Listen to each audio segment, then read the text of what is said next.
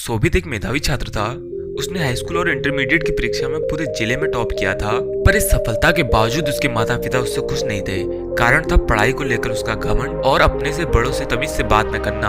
वो अक्सर ही लोगों से ऊंची आवाज में बात किया करता और अकारण ही उनका मजाक उड़ा देता। खैर दिन बीतते गए और देखते देखते शोभित स्नातक भी हो गया। स्नातक होने के बाद शोभित नौकरी की खोज में निकला।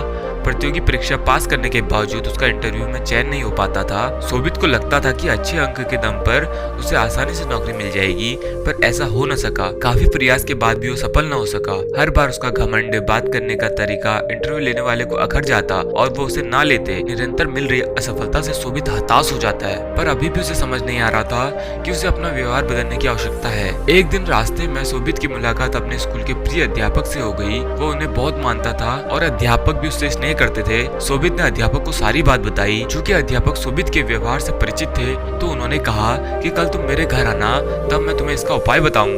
शोभित अगले दिन मास्टर साहब के घर गया। मास्टर साहब घर पर चावल पका रहे थे। दोनों आपस में बात ही कर रहे थे कि मास्टर साहब ने शोभित से कहा, जाके देख के आओ कि चावल पके हैं कि नहीं। शोभित अंदर गया। उसने अंदर से कहा कि सर चावल पक गए हैं, मैं गैस बंद कर देता हूँ। मास्टर साहब ने भी ऐसा ही करने को कहा। अब शोभित और मास्टर आमने सामने बैठ गए। मास्टर साहब शोभित की तरफ मुस्कुराते हुए बोले, शोभित तुमने कैसे पता लगाया कि चावल पक गए हैं? शोभित बोला, ये तो बहुत आसान था।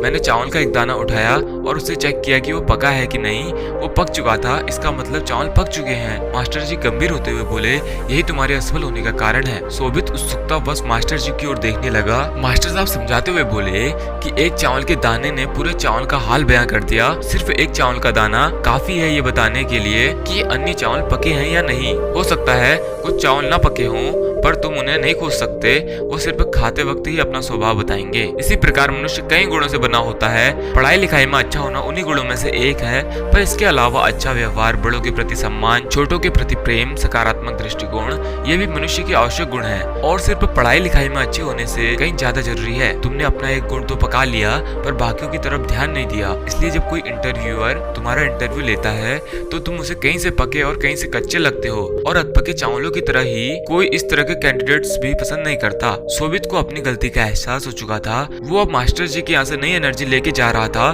तो दोस्तों, हमारे जीवन में कोई ना कोई बुराई होती है जो हो सकता है हमें खुद नजर ना आती हो, पर सामने वाला बुराई तुरंत भाप लेता है। अतः हमें निरंतर यह प्रयास करना चाहिए कि हमारे गुणों से बना चावल का एक एक दाना अच्छी तरह से पका हो, ताकि कोई हमें कहीं से चखे उसे हमारे अंदर पका हुआ दाना ही मिले।